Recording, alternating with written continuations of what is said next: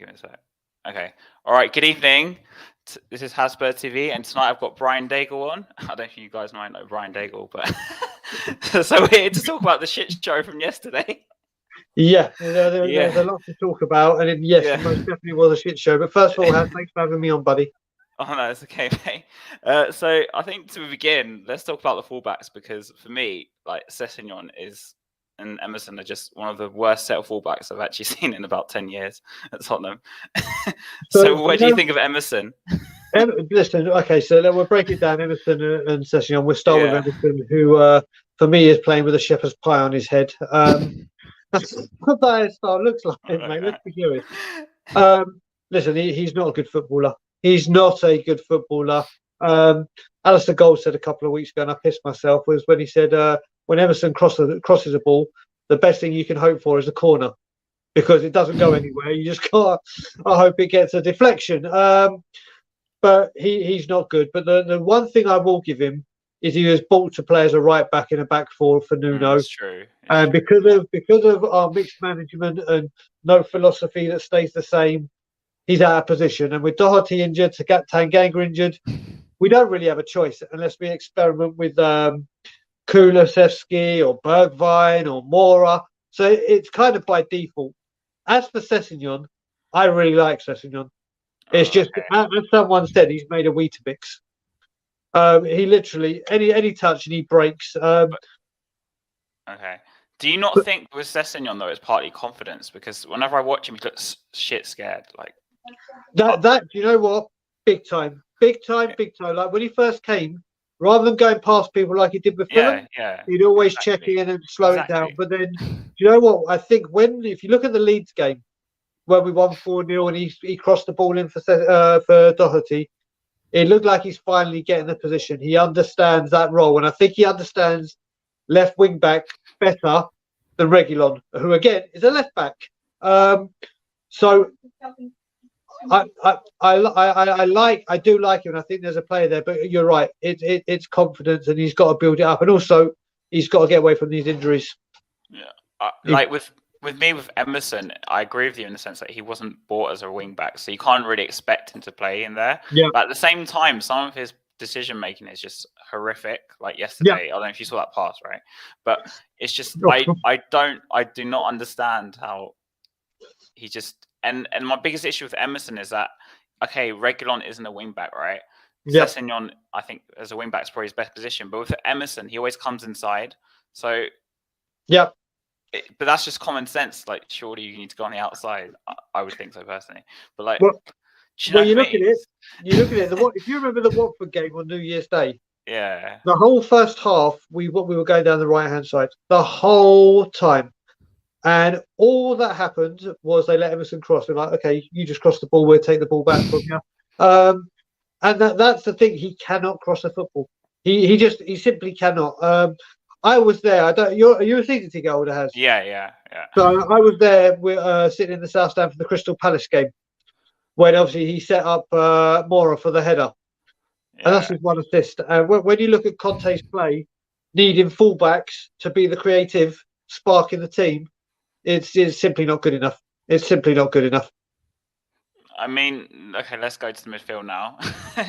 So it's clear we have like no creator, So for me yesterday, I couldn't see any solutions on the bench. I couldn't see anything, and I'm going to go on to something else a bit later. But like Bentancur's kind of dropped his performances the past couple of games. I don't know if he's carrying anything, and then you got Kane's dropped, Son's dropped, Kulusevski's dropped. So like, what do you think's happened? Because I don't know what's happened.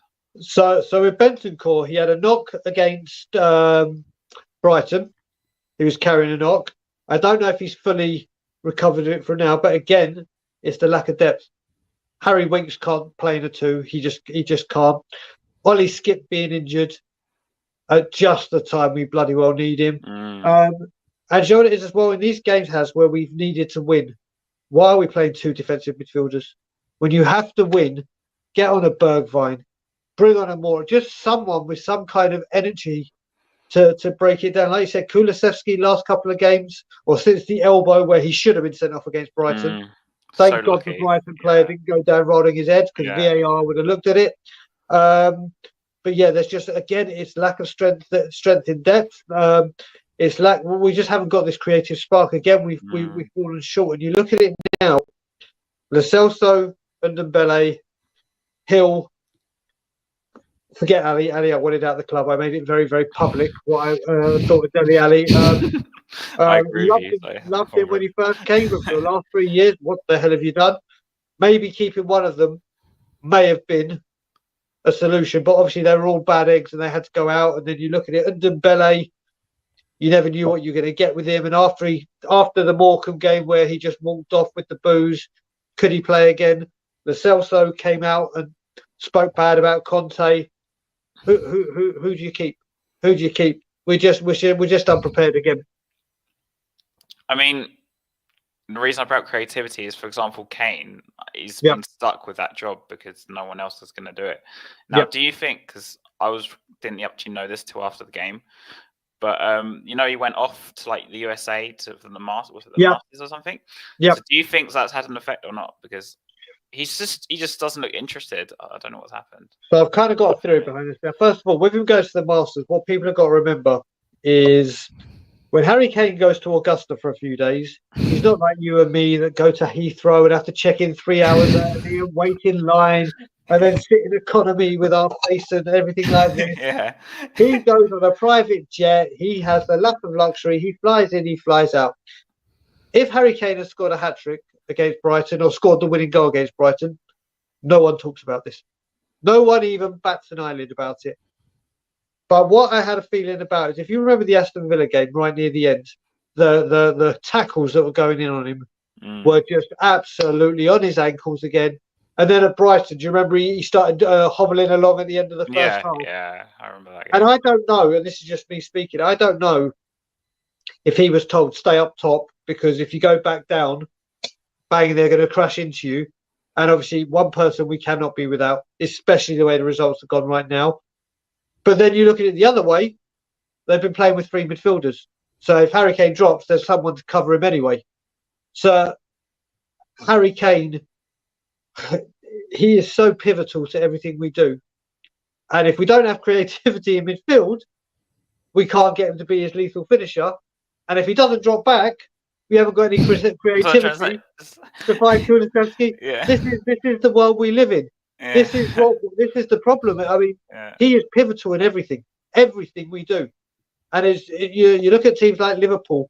Oh, Salah's having an off day. Oh, let's bring on Jota. Let's bring on the guy they put Diaz. Let's bring on. There's so much depth. There's so much options where we simply don't have it. And it's just, I mean, that's only down to one man. I think you know about him. but let's just focus on the game that happened first, and then we can talk about him.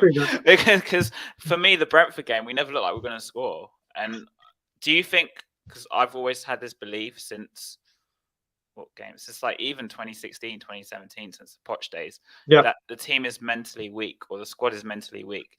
One setback, and then we just fall apart completely. And for me, since that Brighton loss, and obviously Arsenal went and beat Chelsea, which didn't help, but we just looked shook. I don't know if that's the right word, but but we're just mentally weak. These players are just don't pick themselves off. They don't. This has been a problem for years, and obviously Conte's come in to solve the problem. Mourinho tried to solve the problem, but Conte can't solve the problem because the current players don't have the mentality to do it. Yep. Well, so do you think it's the same old story? Because I just feel like I'm watching the same thing again. So you look at it, if we go back to peak Poch, Poch, during those times, those wonderful times, you had a Hugo Lloris, you had a Walker, you had a Vertonghen, you had by the way, happy birthday, Jan Vertonghen, Toby Alderweireld, you had I don't know if I said Danny Rose, if I said Danny Rose, I meant Carl Walker as well, you had a Moussa Dembele, a Wanyama, you had an informed Delhi, there were like 11 leaders on that pitch. There was such a bond within that team that if one of them or two of them had an off day, the rest of them will pick up the slack and say, "Don't worry, we'll see you through this game." You look at it now. What would you say? Romero, Lloris, Dyer, Højbjerg for at least mentality. Bentancur, Kane and Son. And at the moment, we're heavily reliant on Kane and Son. And if them two are not getting the service and having an off day, who's there to drag it up? We are lacking hugely in mentality, hugely. I always maintain that with mentality with players, you need experienced players in the squad, and we just don't have any. Yeah, I've said this for a long, long time. I don't care if we signed a 32-year-old or a 33-year-old. If they've gone and won leagues in a different country or won Europe or been at World Cups, that knowledge, that wisdom, that experience is pivotal. Is pivotal to us. But we don't buy them because they've got no resale value, and they've got exactly. We'll go find a cheaper option or one for the future. But the thing is, with this one for the future, we never have the manager that bought them to play them in the future. And then it's like, well, the next manager play the same style as that player. And it's loop to loop to loop to loop. It's the life of Tottenham. So I can't really not talk about this because of the Pochettino rumours and the Conte stuff in the past 2 hours. So do you think Conte is going to stay? Because I'm quite worried now. So from what I've heard, Conte is really happy at Spurs. And I mean, with the love that the first Spurs fans have shown for him, the players that he's got, the build and he's really enjoying life in Tottenham. The one stumbling block I've heard is obviously and the boys that We Are Tottenham TV, who I love to pieces, Ben and Simeon, they even did on Easter Friday, they did one of their brilliant updates, and it was Conte seeks assurances. Now, we know Conte doesn't go and spend hundreds upon hundreds of millions. He identifies players that are leaders that will fit into his system, and they could be a De Vrij that's getting on in age, which isn't our kind of buy. So we'll wait and see with that. But now that these rumours have really heated up in the last 2 hours, haven't they? He's won the league, and it's going to be like goodbye. And then obviously these rumours that got leaked about Conte, everyone's going to put 2 and 2 together. I mean, I've said Antonio Conte. I mean, I've been following Spurs. I'm 42 now. I've been watching Spurs since I was 6 or 7 that I can remember, and obviously the love has grown and grown. Paul Gascoigne is my favourite player of all time, always will be. No one else will ever eclipse him. But the greatest footballing side I've ever seen was the Pochettino peak. Oh, you think so? Oh, that team. Oh. That team, honestly. Do you know what? You walked into White Hart Lane just expecting to win. Yeah, or knowing you were going to win. True. You just knew, and the whole club were pulling in the same direction. The fans were together with the players. The players were back with the manager. And the whole thing, it was a fortress, especially that last season at the Lane. But it didn't work out because he wasn't back. Now, I would love Poch back at Spurs. Love him. But not, really? not under Daniel Levy. No way, no how. And certainly not in replacement of Conte.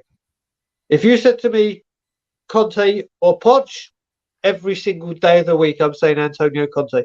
Every single day. But the narrative's going to be written. Everything's going to come out, and these rumours won't go away.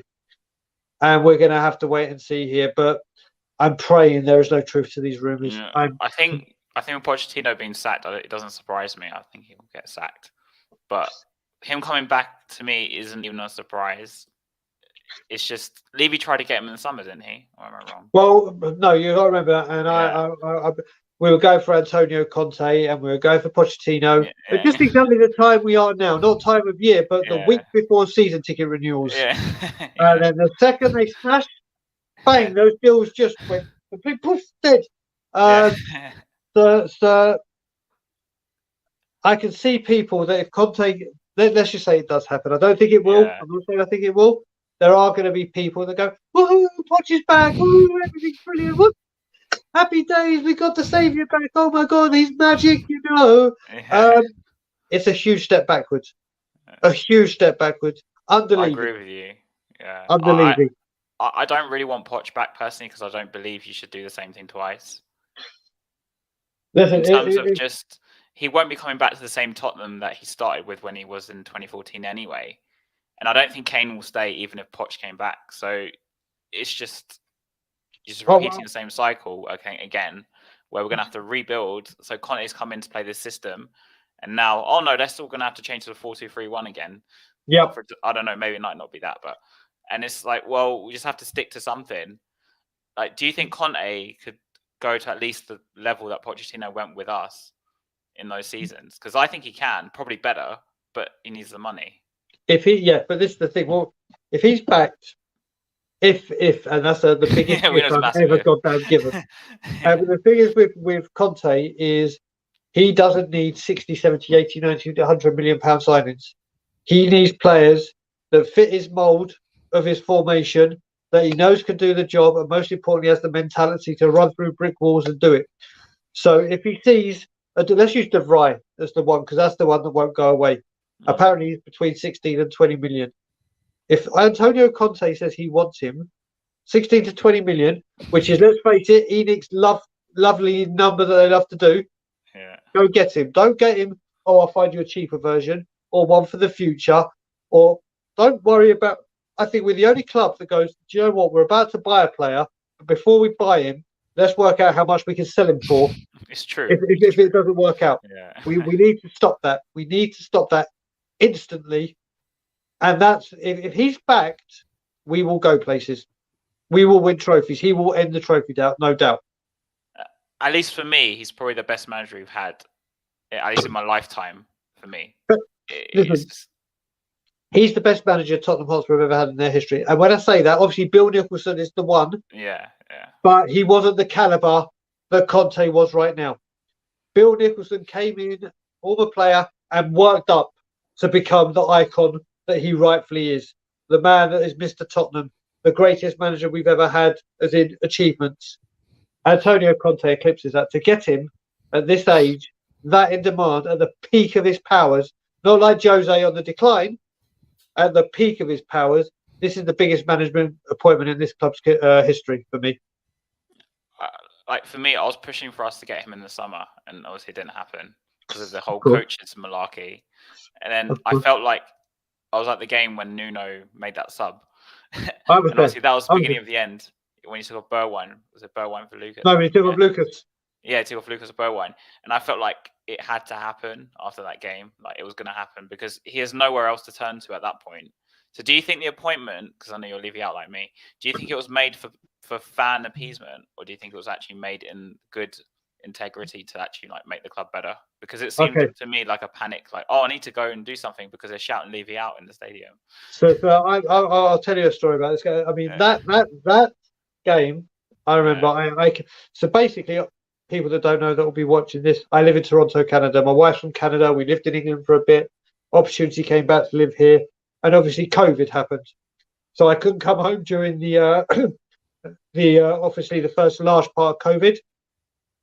And then once they said people from Canada and the Green Zone could go to England, I said to my wife, listen, I haven't seen our nephews and my niece for, I think it was 18, 19 months. And I normally see them twice a year. I come home. It's like, I'm going home, and I'm going home for 7 weeks. And what happened as well is when we became green, this is when the NFL protests were being planned. And I was like, right, do I go home straight away? But then I know I won't be able to come back for the NFL protests.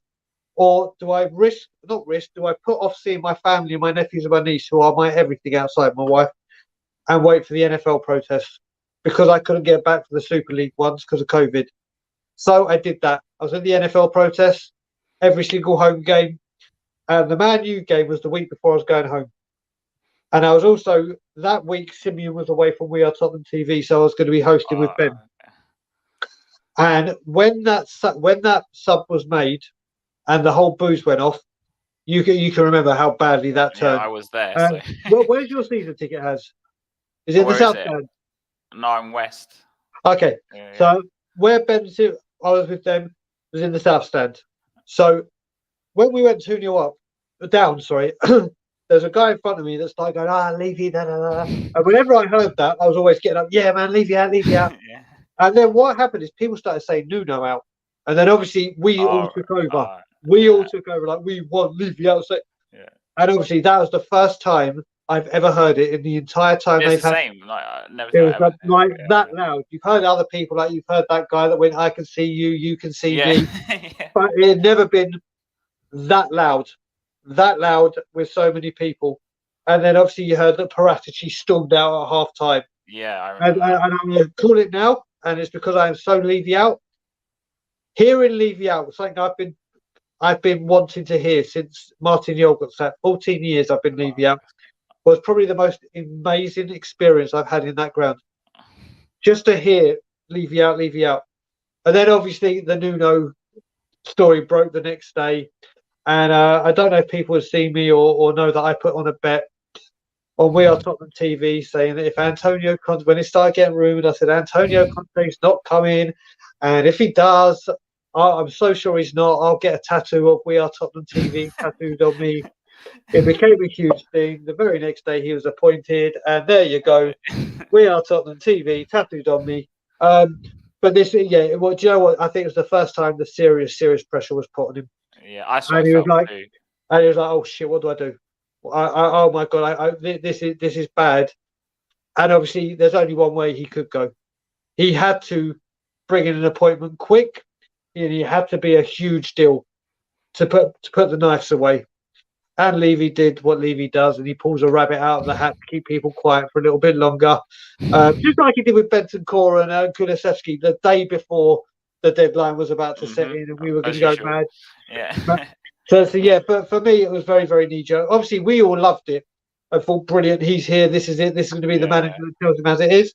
But I'm with you, Haz. I think it was very, very knee-jerk reaction. Like, it didn't feel to me that it was a planned thing in terms of he was like, I have to do something, otherwise they're going to kill me. Yeah. Basically. Yeah. This is the thing. He knows that now that has started, it started something. It's been waiting a long time to happen. And we know, unfortunately. I was at the first protest myself. I mean, it wasn't that great, but there was a natural protest of some sort, at least. Yeah, you know. Yeah. Well, what you were talking about the day after the Super League, or are you talking about the one before the Villa? In the summer? Was it in the summer? Yeah. I think. Yeah, that one. Yeah. So, but this is the thing with that. It was very, very hard to organise that because of COVID and people wanted to cut. And I know Arsenal got loads, and I know other teams got loads, but it was very, very hard to do it during COVID because obviously everyone, rightfully so, may have had their issues with being close to people or may have been very, very, what's the word, cautious and not wanting to risk anything. So it was hard. But like I said, I agree with you completely. It's very, very knee-jerk. So on that note, I'm going to go on to Conte because on the weekend, a lot of people have been calling for him to change the formation and that sort of thing.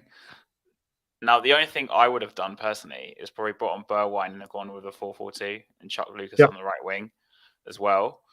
But it's like, obviously, he's very stubborn. He won't change his formation, and we're suffering for it. I don't know if do you know Jacko on Twitter by any chance? Yep, I do. Yeah. I've been on quite a few spaces. So he's been on my channel before. I don't know if he's watching. Yeah, I saw it. No, I did see that. I did see that. Yeah, so he's brilliant. Anyway, but he goes, we're going to have to suffer at least till the summer because he won't change the formation. Yep. Now, do you think, obviously, because we didn't even beat Brentford, do you think he has to change the formation for us to win? Because Emerson's obviously rubbish as a wing back. Sorry, I keep bringing it up, but he was so bad. It's so bad on Saturday. So it's like, well, does he not be stubborn and change it, and then we suffer, say, next season because we have to change to a 4, and then he buys all these players and they have to readjust to a 3-4-3 or whatever 3-5-2 you want to call it. So what's the solutions? Because everyone's saying that. What are the solutions? You know what it is? Jacko's right. Listen. Yeah. 3-4-3 or 3-5-2, but obviously at the moment 3-4-3 for us is Antonio Conte's default setting. This default setting has won him the Premier League at Chelsea, Serie A Juventus, Serie A with Inter, coached Italy. It's his winning. Do you remember when he had Chelsea and Arsenal thumped him? Yeah, and he changed to the back three, and then they went on that when we finished second. This is what he wins with. But whenever he's done this, when he was at Chelsea, he had 10 world-class players that understood what to do and the mentality. And he had Victor Moses, who he said, you know what, you're going to be that person. And he coached him into that. We don't have that. We don't have 10 world-class players. We don't have even the right players to play that formation. Yeah, that's what I'm trying to say in the sense that, so like, do you change it or do you just leave it? Because you know what it is? If he changes it and it goes Pete Tom, because if we go to a back four, put it this way, Dyer's been great this season, or one of his best seasons. And the reason I think he's done that is because he's in a 3. Mm-hmm. If he does make a mistake, or if Davies makes a mistake, there's another 2 to cover their backs. When one of them are in a back 4, make a mistake, and let's face it, we know if we go to a back 4, one of the defenders in the centre are Romero, without a doubt. And it's like, who do you trust in the other? So it's kind of like, what does he do? If he goes to a back 4 and it goes wrong, people say, why did you change it? But then when we draw or lose, they're like, why did you change it? But the thing I think he has to do is, like in the Brentford game and in the Brighton game, when it's not working, start with it, but you have to change it. If something's not working, you change it. And we just didn't. We just didn't. We just don't. And whether that's Conte's stubbornness, whether that's Conte doesn't trust them, who knows? But something's got to give, because if we do this against Leicester and drop points, that's it. We then go to Liverpool. Then we've got the filth, and by then, who knows? Yeah. Who knows? I mean, we have put so much. Once again, we have put so much unneeded pressure on ourselves that is beyond a joke. I mean, it's just, if you spoke to me 2 weeks ago, I was so confident at top 4, and then after Brighton, that was it. We just fell apart. So Hash, you know what it is? I've spent months and months saying, no, Conte's coming too late. It's just not going to happen. It's not going to happen. Yeah. And then we had the win-loss, and all that nonsense. No, not going to happen, not going to happen. Then we went on this 4-game run and got to top 4. And then we battered Villa. I was like, do you know what? I want to put my hands up and say, it's not no chance anymore. There is a very, very big possibility. And the second I changed my mind and say, yeah, we're going to do it. It's so Tottenham. Yeah, it's like literally, and we have gone from making it. We remember we have 4 points. We have 4 games in hand on some of these teams. Yeah, I remember this. Yeah, and we're now 2 points behind. We've tried. We've gone further, but we've gone back. I don't understand how this. Well, I do understand because it's Spurs. But it's just, I don't get it. I don't get it. And now it's just unneeded pressure. And I can't remember who plays first on Saturday. If it's us versus Leicester or West Ham against. Oh no, West Ham played on Sunday. Oh, we both played on Sunday because it's blooming. Because we moved to 2 o'clock, I think, the Leicester game, isn't it? Okay, so we must be the 2 o'clock, and then they must be the 4 o'clock. Oh, is it? Oh, yeah, because it's West Ham Arsenal 4, isn't it? Yeah. Yeah, because they've got West Ham, and they're both playing in Europe on Thursday. So it's how we deal with the pressure again. Do we put the guy in first? Do we put the pressure on them and say, right, have some of this? Or do we say, oh my God, we've got so much pressure because we're going to put pressure on them, and we put in another lackluster performance? So it's just. Do you think we're going to beat Leicester? Because, for me, the momentum's gone in the sense that we had the momentum with those 4 or 5 wins. I can't remember how many it was. And then we went to Brighton. I was so confident, we're going to beat Brighton. It might be a bit difficult, but surely you think we'll get the job done. And then we turn up, and for me, it's like, well, it's like they thought they would just turn up and win. That same complacency, that same mentality, and it's like, and we lost. Obviously, we lost. Yeah. So I've got a friend who's a Leicester fan. Just changed. So it does. I mean, I've got a friend who's a Leicester fan, and I wish he hadn't have told me this stat because I really don't want to. So basically, what he's told me, and he's looked back at it, is whenever we've played in the Premier League, wherever the first fixture is, if there's been a winner at that the other team have won the return leg. So we won at Leicester. Oh God, no. So this is like Leicester beat us at home last year. We beat them last game of the season when Gareth Bale came on. Oh, I remember. Yeah, I remember. So that stat apparently it's happened for a good few years. So I'm just like, oh, why are you hitting me with this now? Why are you hitting me with this now? So I'm hoping, but listen, Leicester. It depends. Are they going to weaken their team? Well, do you know what? If they win by a big scoreline in the Europa Conference League, maybe they'll rest a few players, or maybe they'll rest a few players the second leg, or sorry, if they get a thumping, they might rest a few in the Premier League, so they have the big hitters. But if they take a thumping, or sorry, if they give the other team a thumping, they can play the team in the Premier League and rest them in the return leg. So much goes on. Thursday, it will depend, I yeah, guess. Yeah.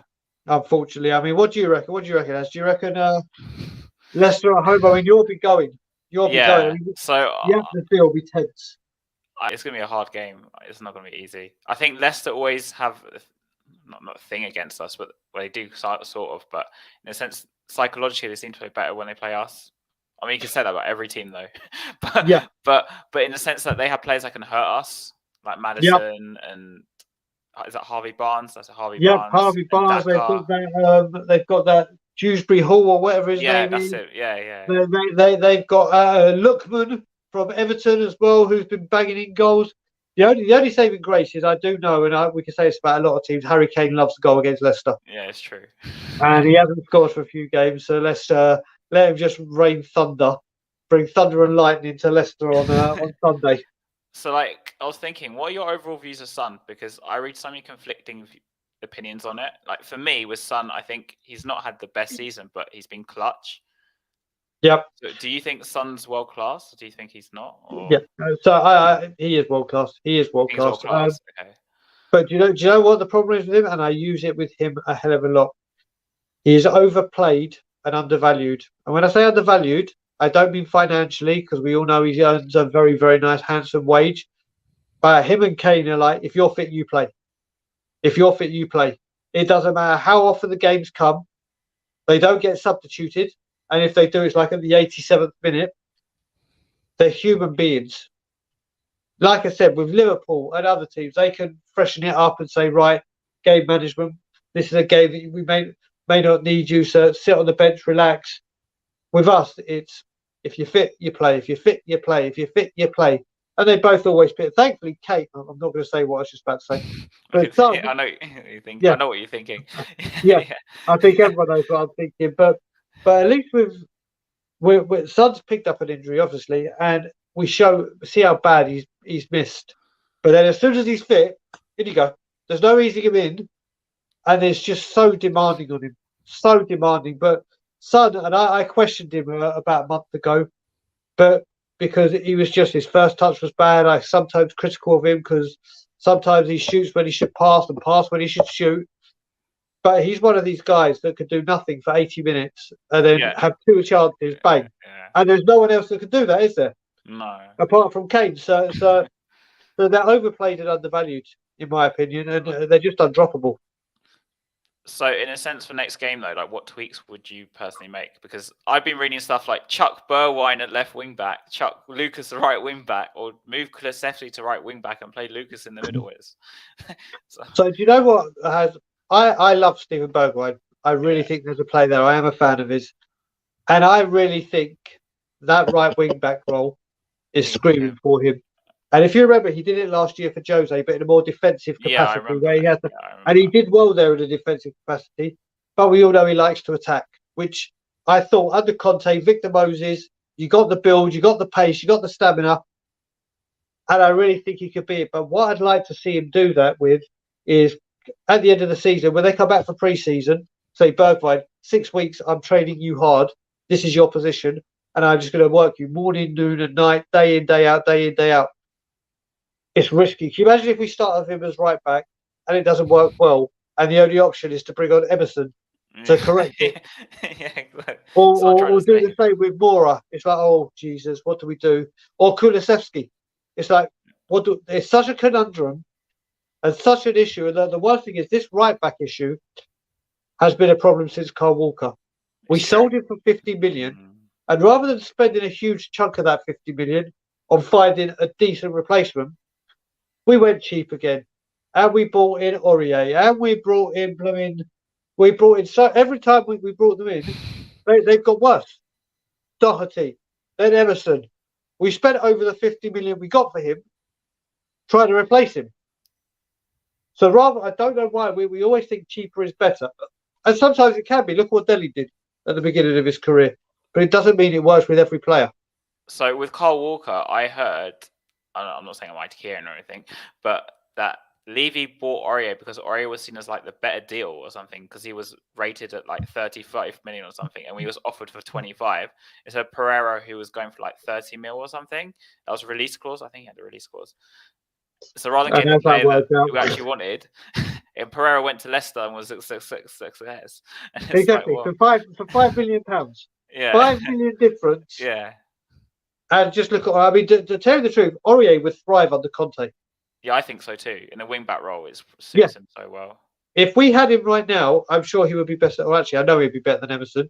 You can't trust him. You can't trust him temperamentally wise. He's always got a stupid tack with him. But I think Aurier would have been better suited under Conte. Yeah, it's true. I think the same too, because he would have had a bit less defensive duties as well. So I don't think he would have been as rash, because he's got more space, I guess. Yeah. But what do you think of Conte's subs on Saturday? Because I would have, like I said, I would have done differently. But what do you think? Because he just brought on Sanchez, moved Davies at left wing back. Obviously, he did the Lucas change for Kulusevski, which is kind of predictable. Yep. So what I will say with Davinson Sanchez, when that first happened, I was like, what is he doing? I was like, why would we need a goal when you bring him on? But then I was watching the We Are Tottenham TV watch along, and then someone said the reason they've done this, and I agree with it completely, was they needed to bring on some extra height and extra strength, because obviously if Brentford started pigging in balls, you needed. So I got that. And if you look at it, after he came on, Ben Davies was a bit more effective. We had a bit more of the ball. So it was a bizarre substitution, but if you look at it on hindsight, I get it. I don't get why Bergwijn is coming on after Mora, and with only 5 minutes to go. What can he do? What can he do? And he's saying, I'm liking what he's doing in training, and look what he's doing for the National League, and I've got great faith in him. And then you give him 5 minutes. So it's like your actions speak louder than words, and they don't match up. Like for me with Bergwijn, I don't know if I don't know when this was. You know, after the Leicester game, I was watching, I can't remember which channel it was. I think Marcelo went on and said something really interesting, which I kind of agree with. So he knows all the talk about Bergwijn leaving at the time. I think it was in January, and he stayed in the end. And obviously, Conte's a fan. So I do think he falls in that bracket of player where he's probably not good enough to start, but Conte likes him. Yeah. But in my opinion, he's only thrived when we played like a 4-4-2 or say like a 3-5-2, and he's played as a second striker. Yep. So if he's going to play, where's he going to play? Because here we go. This is the problem. I mean, one thing I will say, I was at Leicester. I was at that game. Oh, I was at that game, and I was at the Etihad for the Man City game. So my two away games I went to were 3-2 last-minute winners. Just unbelievable. But with Bergwijn, you look at him, and he's a confidence player. He's a confidence player, and he was breathing. He played West Ham in the Carabao Cup. He had a huge impact. He was coming on doing bits. But this is the problem that we have with our football club, and I say this on a lot of streams, is Liverpool got rid of Brendan Rodgers. Fast attacking, counter-attack football. They got rid of him. What do? They bring in a Jurgen Klopp that plays the same kind of attacking, offensive, high-press football. So when he inherits loads of those players, they may not be the players he wants, but they will play in the system he wants. Yeah, I can see. So at least, yeah. But we go from defensive manager, like attacking with Conte, Poch, so high press to Mourinho, which is ultra the opposite. So you've got surplus players there, so you need to get rid of them. Then you bring in the players that play the defensive system, but then you get rid of him, and you bring in we had the whole debacle. Then you bring in Nuno. I don't know what he was though. Well, he plays a 3-5-2 for 2 years at Wolves that does well. Then goes back to a back four, gets sacked, and then he plays. But then you bring in players for him. Yeah. But then you bring in Antonio Conte, who plays a different brand of football. So again, let's just say we go back in these rumours and say, yep, we get rid of Conte goes. I'm not saying he is, and I don't think he will. He goes, Poch comes in. Well, now we've got players that play in a 3-4-3. When we know Poch plays a 4-2-3-1.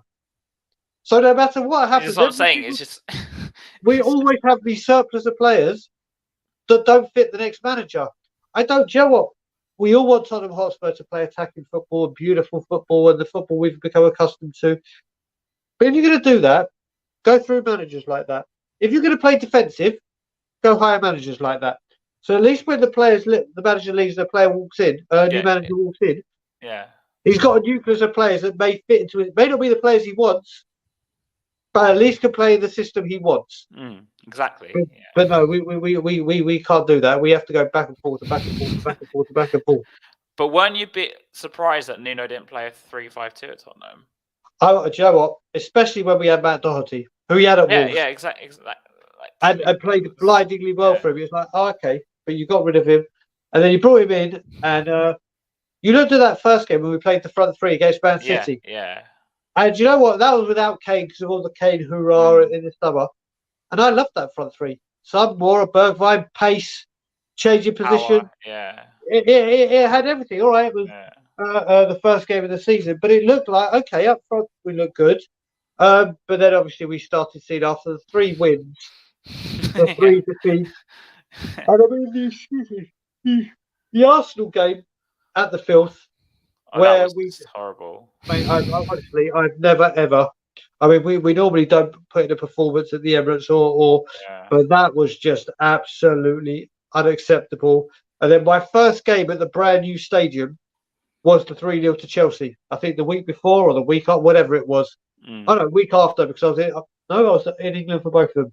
So whichever one was first. But that was the day Jimmy Greaves died, obviously, and the sad news of the greatest striker we've had, the record goal scorer currently, had passed away, and we put in a performance like that with another one with no shots and blah blah blah blah blah. But yeah, with Nuno, you got to remember as well that whole debacle with Nuno.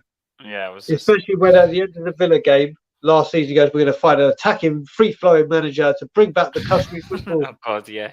And then every single manager we went through and made it more and more embarrassing. The Gattuso, the Fonseca's. Mate, at one point I'll say we're going to go through so many managers that Dora the Explorer will be unveiled as our next manager. And then obviously Nuno out of nowhere. Now the thing is with that, if we just hired Nuno in the beginning, it'd be like, okay, you got for Nuno, Premiership experience, knows the league, yada yada yada yada. But when you live with Conte, Pochettino, and you're like, oh, Nuno, and you waited 72 days, he had 1 month to get his play. It was just, what did you expect? As my best mate Bob Spurs says, when we hired Nuno, you hire a mediocre manager, expect mediocrity, and that's exactly what we got. Exactly. What can you say? But do you think that? Well, it's probably a stupid question, but do you think that obviously hit us in terms of top 4 hopes? Because if we got someone like Conte right at the beginning, maybe we'd be sitting here saying we just need to win 1 more game or 2 more games, and it's done. If Conte had been here at the beginning of the season, and I mean like from the end of the season, so he was there for the pre-season and whatever, if we don't know what he would have been back with or who he would have got in, but if Antonio Conte had a pre-season with Tottenham Hotspur, as I stand by for next season, if Antonio Conte is our manager first game of the season and he's backed, top 4 isn't a target, it's a guarantee. That's what that man does. And it just amazes me. We want Champions League football, but we won't invest in players that will get us there. Exactly. And then when we get there, we won't invest in Champions League players. And when we don't get Champions League, you didn't get Champions League. And if you do get Champions League, well, these players got you there. So stupid. I mean, you know, Hazard, I refer to this a lot. You know, when we leave school and you go, you don't go to uni and you go try and get a job, and they go, well, you haven't got the qualifications.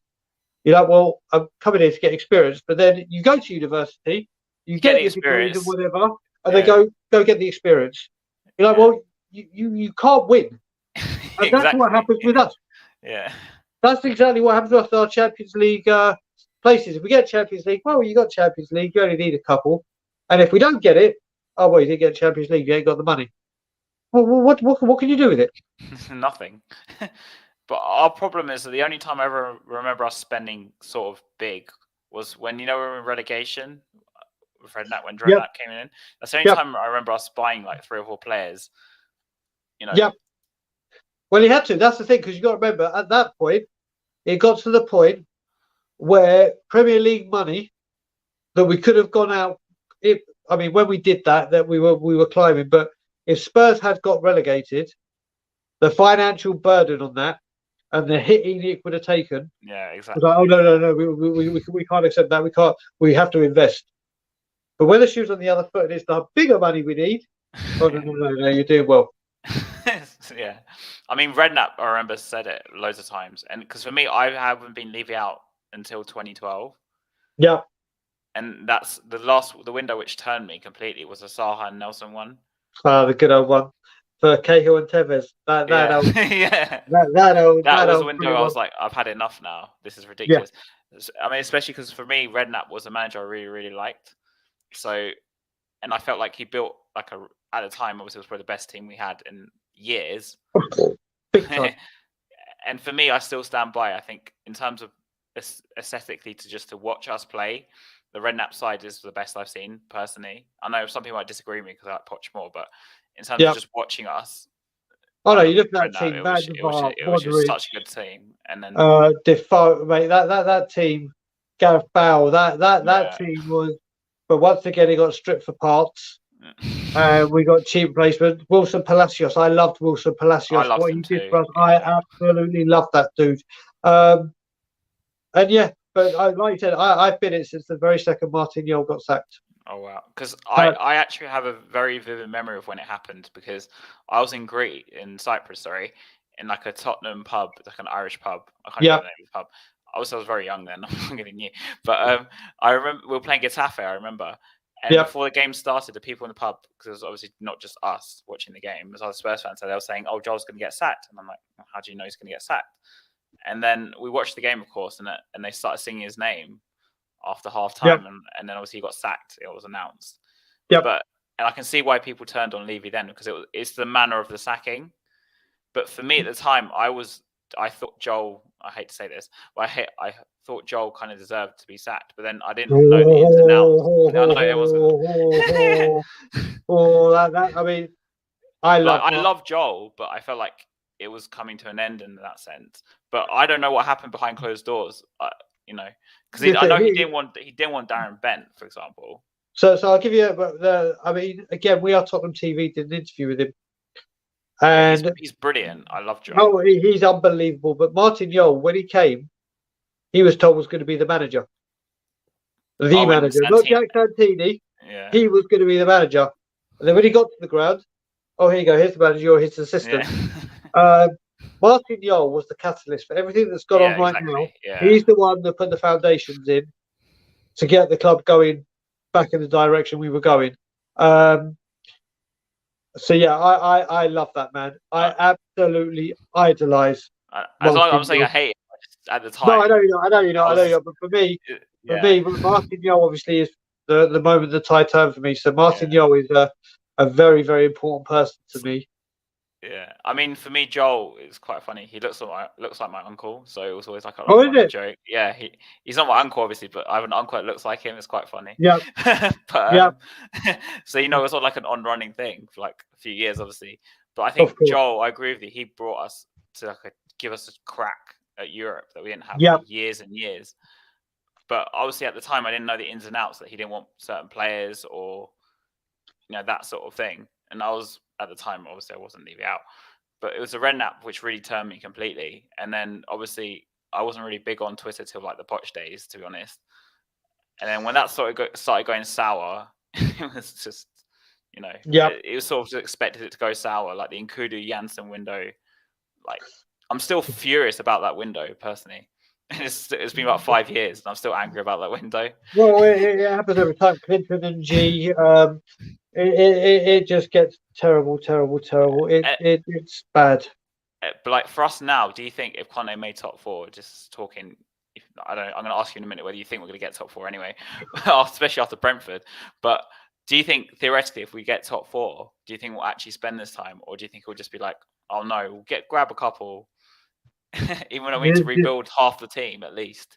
You know what? If we get top four, if he's not backed, then obviously you and me we're going to go down the high road. Oh mate, I'm back in June. I'm back in June for a few weeks. I will be outside Lily White House protesting with a fair few people.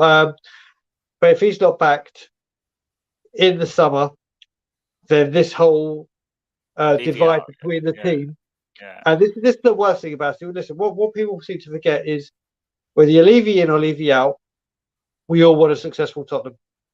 We all want a successful Tottenham. But if he does not get backed, and we start, not even if he gets back, he needs his players before the start of pre-season. If we're still at the end of the window and we're faffing about around, 2 and 3, 4 million, the knives are going to come out again. And the knives, I mean, this guy who's brought forward season ticket prices before the end of the season, not knowing where we're going to finish. But yeah, no club has ever had. Let's have our season tickets in before the end of April. Let's make it a first. Let's just bring this on Tottenham Hotspur fans during the middle of a pandemic or the end of a pandemic where the financial climate isn't the best. Blah blah blah. Yeah. So listen, if he's not backed, he's in big trouble. He's in big trouble. I've just got. I can't answer that question, but I'm only going to say I hope and pray. Fingers I hope crossed. and pray that he is. There's nothing more, and I've said it before. There's nothing more I want to do with me having this face and having all these going on all these channels. Is to come on these channels and go, do you know what? He did it fair play. For one season. He did it, and I'll say fair play, fair play. You did it for once. Now continue. I still will be Levy out. I will always be Levy out unless he does this for 5 years in a row. No questions asked. I'm like you. I'm like you. You need to see continuous progression in terms of just just let Paratici and Conte do the deals and just stay out of it. Exactly. Listen, the one thing I will give Levy credit for, and I've always said it, the business side of things, what he's done for the club, is beyond our wildest dreams. Like the growth of this club, the stadium, whatever, brilliant. But that's what you're brilliant at. So stick to that. I don't think Conte, Mourinho, Poch went into one of his board meetings and go, oh, well, the way I think we can build our increase our sales and get our, and he gets out a PowerPoint project and goes, right, he wouldn't do that because that's not his job. So why are you interfering in this job? If he just went back, bang, what do you need? Here you go. And I understand, listen, I wanted Vlahovic, but not at 300 grand a week. Not at 300 grand a week. I get that. I get players might not come because their demands are so high. I get that.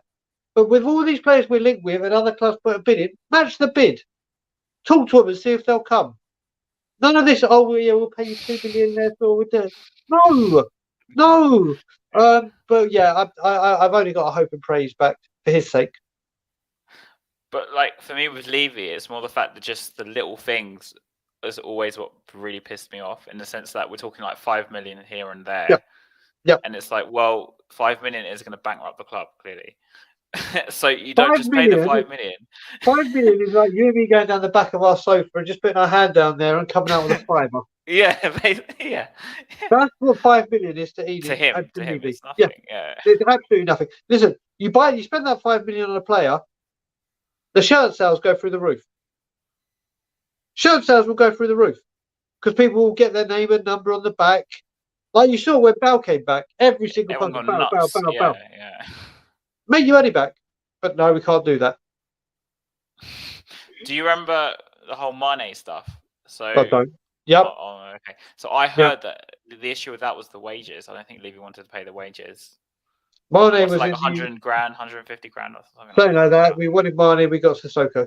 Yeah, I know, exactly. It's just, but that's what I mean about in terms of like transfer dealings. Like, do you think it will change under Paratici in the summer? Because the first summer of Paratici to me looked like an absolute mess. It was, but you know what? Paratici came in late. Yeah. It was for Nuno as well. Paratici's been there for a year now. So I'm praying to God they're already drawing up the targets, ready to go for the. You've got to hope all this stuff in January. Oh, we haven't had the meeting yet. Yeah, we had the meeting like 2 weeks into January. I'm like, and it was like Conte hasn't spoke to Levy yet. I'm like, well, wait a minute. He doesn't need to. That's what Paratici is there for. Yeah. That's his job. The link between the two. So, I mean, Paratici, please God, this is a huge summer for him. This is where we see, because I think you can clearly see when they said this is Paratici and Conte's window in January. Let's see how it goes. We signed 2 players after being linked with Adama Traore for 27 days for that not to happen. And we signed 2 players at the end of the window with 2 days left. Whose window is that? Paratici, or does that sound like a certain Levy? It sounds like a Levy. So this summer is huge, and we'll know exactly where we stand within the first 3 weeks of the window opening. Because like for us, my biggest issue is just poor planning. We just don't plan at all for the summer or any window. It's just like, well, we just turned up. Oh, you know what? It's like when people take exams, they decide, oh, just revise the night before. That's what it feels like. No, you know what I've tweeted about as well. I think in Levy's office they've got one of those big Wheel of Fortunes, and they just put players' names. It's like, who are we going for today? And they just spin it, and it's like, right, okay, it's this player. I swear, because there's just we every time we're like we needed a right, we go for Tomiyasu. Can't get him, he's on the Olympics. Emerson, yeah. But no, not even Emerson. We can't get Tomiyasu because he's at the Olympics. Oh, but Brian Hill's available, who is at the Olympics. We don't need a winger. He's young. But yeah, we can't sign Tomiyasu at the Olympics, but we can sign Brian Hill at the Olympics. There's one for the future. It's true, though. It's true. There's no logic behind we need a Dharma Traore, whether it's media or not. Let's get Bentancur and Kulusevski. It doesn't make any sense. But I don't know if you follow Paul O'Keefe on Twitter. Yeah. Or if you've been in any spaces with him, because I've been in some spaces with him. Yeah. I've probably mentioned the same about 10 times on this channel already. But he said something along the lines of, and I've always had this belief myself over the past at least 10 years, because obviously I've been leaving out since then. Yeah. We buy players based on opportunity, not on natural planning. So say if they've been watching on someone for like a couple of years, oh, he's got into his last year of his contract now. Oh, let's go buy him. He's cheap. Yeah. Yeah. Blah, blah, blah. He's 24 years old. Yeah. Rather than having like a plan saying, okay, is this manager say, for example, we had Poch, I need like a high pressing 28-year-old player to come in, slot in and just do a job. It's just like, oh, whoever just pops up. Oh, we've been watching him for years as a club signing. As in, there's been more club signings than manager signings. That's what I'm trying to say. And well, we got Wanyama in his second season, but the very first signing he wanted when he came to Tottenham Hotspur was Schneiderlin, exactly. Yeah. So he said, I want Schneiderlin. I've played with him. He plays my tempo football. Yeah. He goes, okay, defensive midfielder. Okay, he's 15, 20, whatever million he went for to United. I will buy you Benjamin Stambouli for 500,000. I remember that. Exactly. I remember that. It's like, I understand the player you want. That's a good, yeah. Let me go buy you a cheaper version. It's like when you're growing up and you start buying aftershaves and your mum goes to the fucking knockoff shop and brings you one of the fucking like cool water and it's called cool. They just nickname it. It smells like it for like 30 seconds. Yeah, that's what we do. It's like, okay, so you want that player. Okay, so you want a defensive midfielder, one that's battling this hard. Okay, there's this budget version player. And I'll bring him in because he's a defensive midfielder, but he's not in the same league as what Schneiderlin is. And I know you've played with him and managed him and brought him up. He's done well and you know him inside out. But yeah, he's 25 million. This one's 500,000. So do you believe then, like in the winter at least, that just passed, do you think they were Conte signings and Paratici signings, or do you think they were Levy signings? Because initially I thought we couldn't get anyone else. So Paratici got on the phone. Got on the phone and he was like, oh, I need some players to appease the fans, so I'm just going to get in Kulusevski and Bentancur because they want to leave Juve. So that's what I initially thought. But obviously, they made such a huge impact because we're so bad. partly. Yeah, well, you know what, if they were Conte and Paratici signings and Paratici's linked to Juventus, why did they not come in at the start of the season? Yeah, why did they not come in? Why did they not come in for the 2 legs against Chelsea and what would have been the North London derby before the filth did what they did? So you got that aspect of it. Also, I talk about this a lot with Gareth Bale. The way Real Madrid funded the Gareth Bale buy was by selling Ozil to the filth. Yeah, I remember. Yeah, I remember this. So Juventus want Vlahovic. Oh, how are we going to get some money in? Paratici, Juve. Here you go. And we want to cover all of it, but it just stinks. Listen, they've come in and they've made a big contribution. There's no doubt about that. But do you think they've made it because our team, I know it sounds bad, but our team is so bad Like the midfield was so unbalanced that you chuck in a half decent central midfielder, suddenly it looks good. We were so devoid of creativity, and I know Kane was we spoke earlier. Kane's been carrying it. Yep. Now Kulusevski coming in and provided some sort of creativity, let's say, because they've come in and given us something that we didn't have before. It doesn't necessarily mean like whether they're players that he really wanted or they're just the players like you said. So Kulusevski, when we signed them, Kulusevski I knew about. Oh, I knew him. about, okay. and I thought he was quite gifted and whatever. But you look, and then Bentancur, I didn't even know where he was from. I didn't even know his first name. I didn't know what position he played. Right. And then he started off brilliantly, and I think he has got something. He has got something. Kulusevski, I mean, if you look at it, Kulusevski was born for the Premier League. Look at his physique. Look at his stature. Look at his. I mean, he's the same age as Brian Hill, and look at the difference in stature and build in physique. But we needed. We go back to it. The main things that Conte needs for a team to be successful was wing backs, which is exactly how we started this show. And we didn't get him the creativity he needed. Yeah. So it means Kane has to drop back. When he hasn't dropped back, it means we can't create. It's just because, like with the Brentford game, Kane was dropping back, but then we just weren't getting the space. So it's like, well, how do you change it? Because Bentancur, like I mentioned with Bentancur, do you think he's carrying a knock, or do you think it's just performance related? He's not because obviously, you spoke about these two players in particular. The past couple games, they've just dropped off. Yep. So. Yeah, mate. Do you know what? I can't put my finger on what it is. Listen, you can't expect the same 11 people to go out and every single game. I agree with you. Yeah, I mean, even Liverpool freshen it up. Man City, but they have the squad in depth. You look at the teams in the past: Chelsea's, Arsenal's, even Leeds back in the day, or Villa back in. They all freshen it up. They've all got options. We don't. And this is why this summer is huge. This summer is huge. And it's like, for me, people who criticise Conte, I don't agree with it at all because he has a very limited amount of subs or possible changes he can make. He doesn't have many options on the bench. What can you do? I guess he tried something different with the Sanchez thing, and everyone was like, "Oh no, just don't do it." Yeah. But this is what I mean. He has very limited options. So he can bring on Lucas and Bergwijn and maybe chuck on Winks, who's completely useless. But yeah, let's not do that. Don't bring on Winks. Yeah, I know what you're trying, but you know what I'm trying to say. It's like there's very limited options. So what can we do in the next few games? I don't know. Like, how can you change it? We're gonna have to. Well, hopefully our luck will ride like Arsenal. No, Chelsea were just pathetic. United are just a joke. Let's just hope we get the rub of the green this time, and let's just hope the North London Derby. Mate, like I said, my worst nightmare, and I think the place will go ballistic. Can you imagine that North London Derby is winner takes all?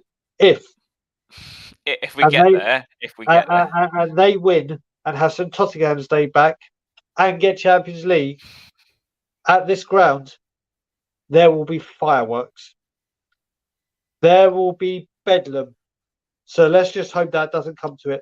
Because the issue with us is that we've got Liverpool away just before Arsenal. So I've written off the Liverpool game, basically. It's just like, I think in the last 108 times we've gone there, we've won 6. Yeah, it's just not going to happen, is it? We're not going to beat Liverpool. You know what? This is the time when you think it's not going to happen that Spurs will go and do it. It's like those 4 games in hand. We lost at home to Southampton and Wolves, and when it beat City, I was just like, "What is going on?" This doesn't make any sense. Can you believe we've beaten City twice, but we've lost to United twice? Yeah, it just doesn't make any sense. No, Welcome to being Tottenham fans. Yeah, where the impossible is obviously possible. It's just because I was at both the Southampton and the Wolves game, and after those games, I was like, "This is it. It's finished. Top 4's finish." As soon as you think it's over, they pull you back in, go and beat the City, and you're like, "Oh no, we're back on now. We might have a chance." I was at the Wolves game. The Wolves game, the first half was probably one of the worst first halves of football I've ever seen at Tottenham. Yeah, it was woeful, and that's like you said, the Burnley, Southampton, Wolves. These games are going to prove very, very pivotal in this run, and if we do not buck our ideas up. Burnley already looks really tough to me because that game, it's Burnley. Burnley.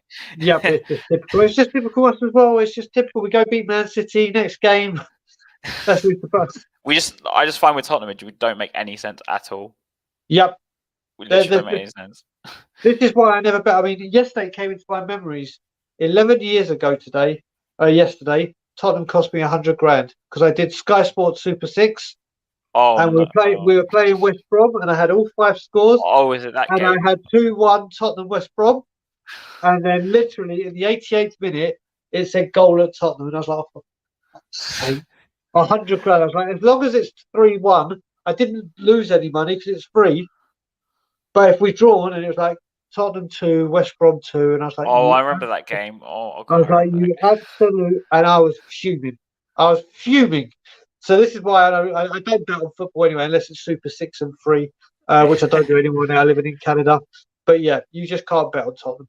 It was so unpredictable, just in so many ways.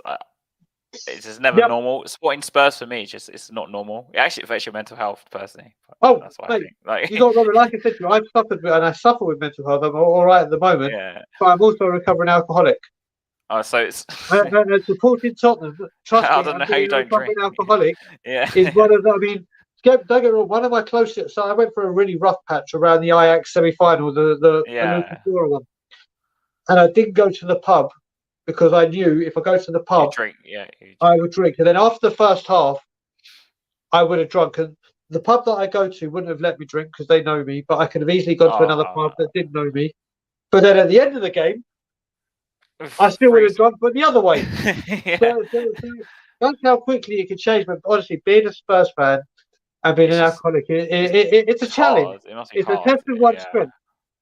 I mean, my experience in terms of that stuff is once at uni, I had like dinner or something. I had like 2 burgers, whatever. Yeah. And I went and watched us play Man United, and it was under Poch days. You know, we lost 1-0 in like a really, really, really rubbish away game. I don't know if you remember this. Who scored the goal? I can't remember. It was such a bad game, but we lost 1-0. And I came back home and I was like, I'm just gonna order more food now. It's like comfort eating. That's how bad it was. I was like, order a second dinner. It's just like it's what it does. Honestly, the impact this team has on. I mean, this goes for every single team, not just Tottenham. It's us with Tottenham. The impact it can have on you. The impact, and like my wife, God bless her, who's Canadian. Over here in Canada, with Toronto, we have the Toronto Raptors for basketball, the Toronto Blue Jays for baseball, the Toronto Maple Leafs for ice hockey, Toronto Football Club. But there's no other teams. So everyone in this city supports one team. They all support one team.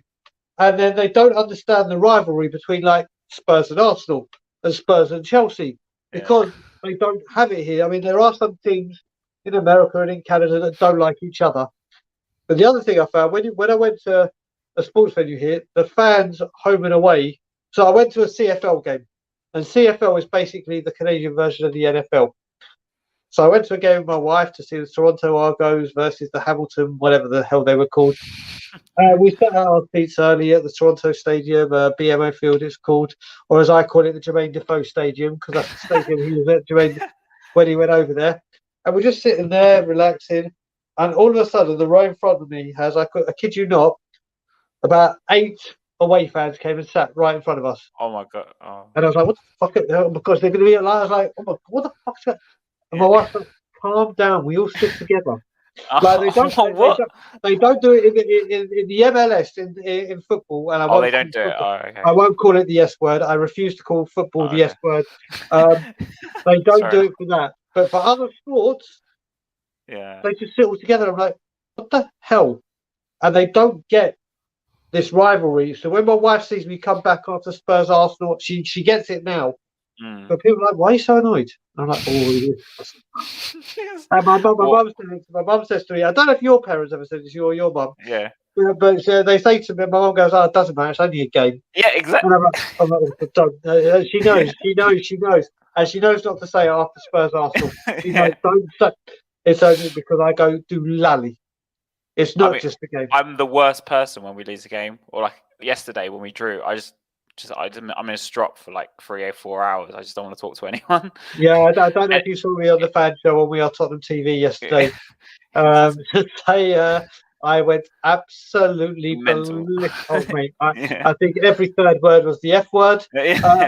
I went absolutely bat shit crazy. I'm not surprised. Yeah. but like for me, in the terms of like, I don't. Did you ever go to Wembley to watch us play at all? Yep. See, I was obviously sitting with the home fans, right? But we had like away fans in Wembley sitting with the home fans, and I was Yep. like, what the hell is like, what's Yep. going on? Yep. That's It, Wembley, and that's tourists coming in and and people like, selling their tickets. so, you know, it's crazy. This shouldn't happen at football games at No, all. But it does. It does. And the worst thing is, obviously, we've become such a tourist attraction that who knows who goes in. Sometimes I don't even think they're Spurs or opposing fans. They're just wanting to come in and see a game at the new stadium. Yeah. It's like a day out, basically. That's exactly what it's become. Yeah. It's exactly what it's become. And before I forget, I was going to mention Chick King because, yeah, we heard about that. See, like for me, like I've probably only been there like once, but for me, it's like they're stripping parts of what made Tottenham. Not in the sense of Tottenham as in the area, but people have their routines and their rituals when they go to games. I know there's a new pie and mash shop, so there's some people have that routine where they go there now. But I see tons of people queuing outside Chick King every time, and it's probably obviously their busiest time of. Yeah, well, it's like that on a non-match day as well, but obviously not as busy. Not as busy, but as in, and there's even other restaurants there, which I know probably less. Like I think like Spur restaurant and maybe other ones. But like for example, something like Chick King, it's such a huge, I don't say attraction, but it's like a part of Tottenham. In some ways, it's kind of part of the club. In some ways, because it's such correct. And they're stripping it away. I don't understand. It's just. So yeah. You probably see my Twitter today, haven't you? And I saw your tweet. Oh my my! But it's like, God. what are they doing? As in, does the club not understand? It's like with Paul Coit, they took away Paul Coit. Yep. Finally brought him back. So So what's happening? It's all like for me, football's become so commercial. Completely. It's almost like they've lost the integrity of like what the actual football club itself means. Completely. So my Twitter has been an absolute. The comments in there have been ridiculous. Now, this is what happens a lot of the time when I tweet something and it goes mad like that. Viral, when I occasionally get those tweets, I not attacking. I'm saying, forget. I said, don't worry about the football stuff. I said, these are people's livelihood. These are people's businesses. Exactly. This is not fair. Oh, you're so anti-Levy. You're so. I'm not. I said I don't care about the football. Now, a lot of people are saying, oh, it's the council that are doing this. It's Haringey. It's not the club. And Daniel Levy's opposing it. Now, do me a favour. In governments and elections, people go around canvassing your votes going, oh, if we do this, I'll do this for you. If we do this, I'll...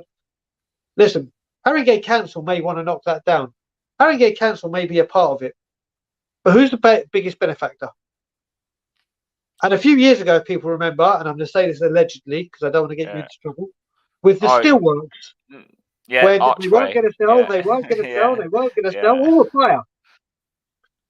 And this is it's money. It's money and greed. And as the guy from Chick King said, he's been there, or that shop has been there since the 80s and within the family. And now who knows where they're going to go? And of course, they're not going to give him another place because you could go get your food.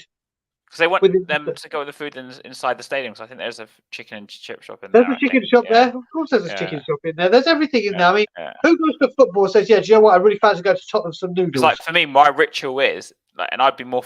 I don't go to places like Chick King as much. My ritual is I go to like the newsagents, the local newsagents, and I get a couple of chocolates or whatever. Yep. And then I go in and that's it basically.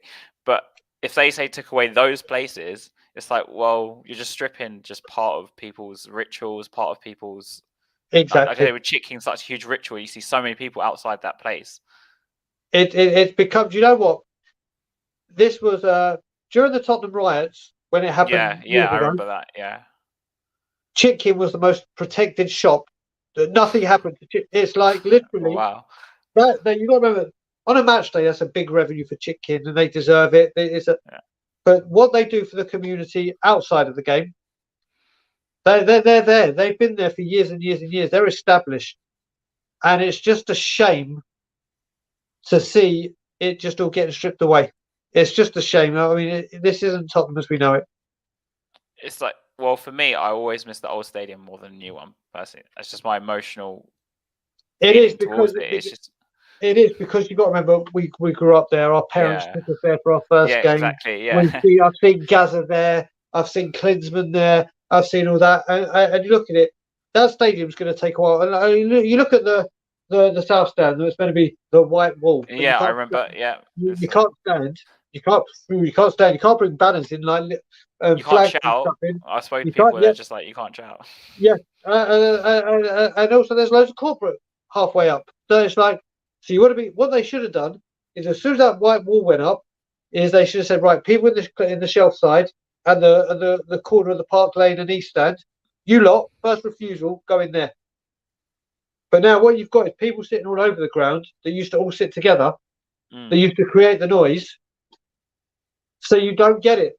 You don't get it. But hopefully this will all get sorted. Hopefully, but for me, so this is nothing to do with the Brentford game. But obviously, we've gone different tangents anyway because it's Tottenham. Yeah. But like, what do you think they need to do to fix the atmosphere? Because the only time I ever felt like it was our stadium was the Man City game in the Champions League, and they did the today's to do thing. Yep. That was the only time I felt this is home, if that makes sense. Yeah, no, you're right. I mean, they've got to. They've got to do something. They've got to do something. I don't know how they're going to do it. Listen, people say that the players can feel the emotion from the fans. It makes them nervous. But also, us fans feed off of you. If you start giving it everything, we'll sing to our heart's content. You were there at the Brighton game. Yeah. The first half, I watched it on TV here. The atmosphere sounded very, very pumped. It was dead, wasn't it? Really? I thought it was quite quiet. For big, for patches. Yeah. And you got to remember that Antonio song is sang. I've never heard a song for a manager so quickly, sang so long, sang so often. It's true. It's true. Actually, they just need if the fans are shown that we're backing our manager, we're backing the team, and the team are there, that place could be a rocking. It could be a rocking, but you can't have banners, you can't have flags, you can't have this, you can't stand up, you can't do. Well, what do you expect? What do you expect? And they don't make an effort in terms of just making it a better atmosphere themselves. The club. No, they don't. There's no communication with the board and with the. I mean, you see how they treat the trust. I hate to say it, but you see they treat the trust. They don't have any respect for them personally. That's just my opinion. None whatsoever. None whatsoever. They haven't had a meeting for a year. Daniel Levy declines everything. So it's not going to be changed until there's an actual meeting. And the problem is until the people in the trust. I doubt anyone from the trust watching this anyway. So I can say until they actually push and then push and push and be more firm with the club in the sense that we need to talk because the atmosphere is not good in the stadium and it doesn't feel like home. Nothing's going to change. Well, here's the thing, Joe. What I used to give I'm going to stick up for the trust. I gave them a lot of stick. And Joe, what? I think it's the name Supporters Trust. Yeah, trust. Yeah, it came out. I used to put why are you doing this? Why aren't you doing that? And I used to but then I got speaking to a very, very good friend of mine, Rez, and he was like, do you know what? The trust do so much work for what went on in that stadium to help the disabled, to wear they do that sort of thing. Yeah. And that's their main job. Their job isn't to say, Daniel Levy, you got to do. And this is the thing. After the breakdown because of the Super League and the trust made. They do need to do more. And what I think they need to do more is say, right, Spurs fans, we've tried to do this with Levy, but he's not listening. Yeah. So, like Liverpool did when the season the tickets became very, very expensive, and the trust said, right, that's it. They're not listening. Walk out in the 77th minute. Oh yeah, I remember. Yeah, they walked out. Bang, change. Now the trust haven't turned around and say, do you know what, fans? We've tried. Now we're going to be like Liverpool and say, right, let's do this. But the trust do a lot of good work. They do a lot of good work, which goes undetected. But they do need to do more for the fans. And I think that word supporters trust is the wrong kind of terminology for them to be called. And it's just I felt like we had a massive connection with the club in 2017, 2016. The Together THFC, do you remember that tag? I just remember that. Yeah. But I found ever since maybe the third year, 2018 maybe, a Poch, it's all just fallen apart. And I don't think we've got it back since then. Even under Conte. Conte's kind of helped because Conte is a very animated, passionate manager, and I love him. Yep. And I wanted him since Mourinho was sacked. So, but and that's brought some sort of connection. But how can they redo it? Like, I don't know. Well, the greatest thing with Conte, and I used to love watching him, is that guy doesn't understand what his technical area is. No. I think you know that square or rectangle. Yeah. I think he thinks it's like when a murder's been done and they've outlined the body and he can't walk. That's what, because he's never in it unless he's running through it to hug because we've scored. Yeah. He is box office. Yeah. On the sideline, box office, and he really, really gets the crowd pumped up. He's just got to bring it onto the players now. The players have got to do it more consistently, and the only way it gets back is it's being back in the summer, and we go. That's from all there. we want to see. That's all we That's want. That's all we want to see. That's all we want to see. And then we start the season, please God, with Conte, with Kane, with the backing, and then hopefully some good times are going to come.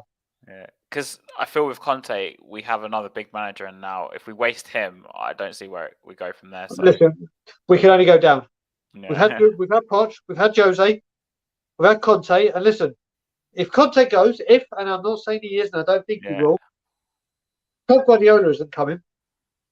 Jurgen Klopp isn't coming. They're the three that are on his level. So the only way to go is down. The only way from Conte is down. And it's a pretty big gap between Conte, and the next kind of class of manager. So we got some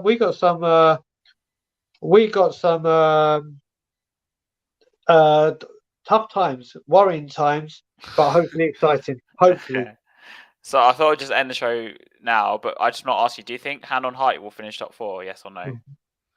Sorry, I can't end this without asking you because. So I've been saying today, and I'll say it word for word, but then I'll give you the real answer. Okay. Don't know, don't give a fuck. And the reason I say don't know, don't give a fuck is because the way things are right now, do I want to hear Tottenham get battered everywhere they go in Italian, Spanish, German, French, Dutch? Because I don't think we'll get back. That's a funny way of looking at it, actually. Do I really, honestly, that song that drives me fucking around the twist. I'm gonna say yes. I'm gonna just hope and pray and believe that we can. I'm going to call Mr. Negative or something, but I don't think we will now. I think the momentum shifted to Arsenal, and I think it's done. Oh, mate, if that happens. And unfortunately, I'm going to have to switch off my phone on the 12th of May. Thank God I live in Canada, because I'd be marching down that high road so quickly. I will, mate. We'll just have to wait and see. But please God, yes. But I just hope we finish top 4. It's been great being on your show, and we'll get you on our channel very, very soon. It's been great having you as well. You're like a very animated character. I don't know what you're talking about. What the hell are you talking about? All right, take care, guys. See you later, people. See you. Bye.